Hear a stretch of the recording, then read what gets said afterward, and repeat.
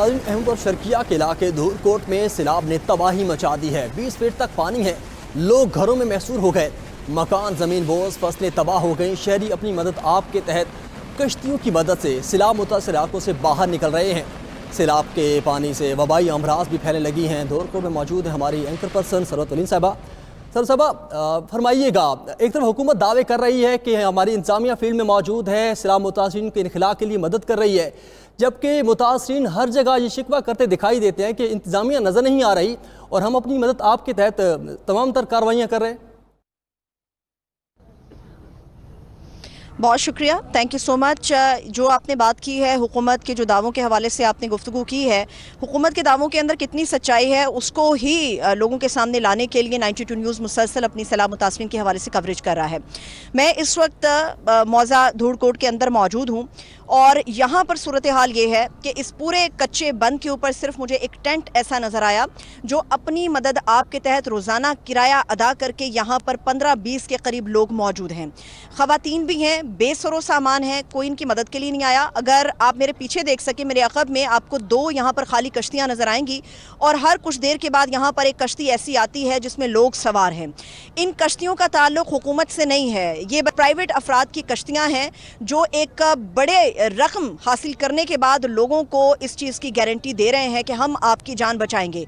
हर कुछ देर के बाद यहाँ पर कश्ती आ रही है और उसमें लोग मौजूद हैं और ये प्राइवेट लोगों की कश्तियाँ हैं।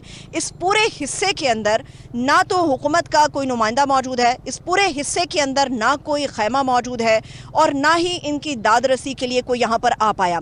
मेरे बिल्कुल सामने एक बड़ी तादाद में इस मौज़ा के लोग मौजूद हैं और 300-400 के करीब घर हैं बिल्कुल बैक पे। ये 300-400 के करीब जो घर हैं ये बर्बाद हो चुके हैं। लोग अपने प्यारों को बचाने के लिए अगर पैसे अदा कर सकते हैं तो ठीक, अदरवाइज फिर वो अपने सोने का इंतजाम अपने घरों की छतों पर कर रहे हैं। यहाँ पर लोगों की बहुत ज़्यादा जो शिकायत है वो ये कि रात का अंधेरा जैसे ही गहरा होता है तो यहाँ पर कश्तियों के ज़रिए चोर उचक्के इन बस्तियों में जा रहे हैं, इस मौज़ा के अंदर मौजूद घरों में जा रहे हैं और वहाँ पर जाकर लोगों का सामान चोरी करते हैं।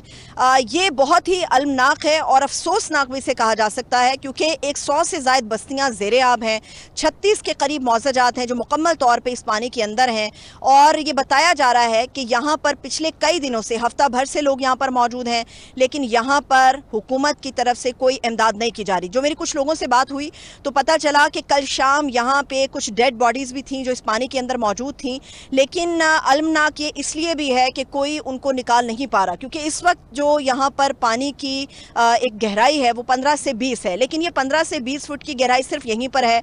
जैसे ही हम आगे बढ़ते चले जाते हैं ये गहराई मज़ीद गहरी होती चली जाती है जिसकी वजह से कोई भी शख्स, क्योंकि ये प्रोफेशनल लोग नहीं हैं, अपनी जान की बाजी नहीं लगा सकते, लोगों को नहीं निकाल सकते, तो जिसकी जान बच सकती है वो लोग पैसे अदा करके यहाँ पर आ रहे हैं।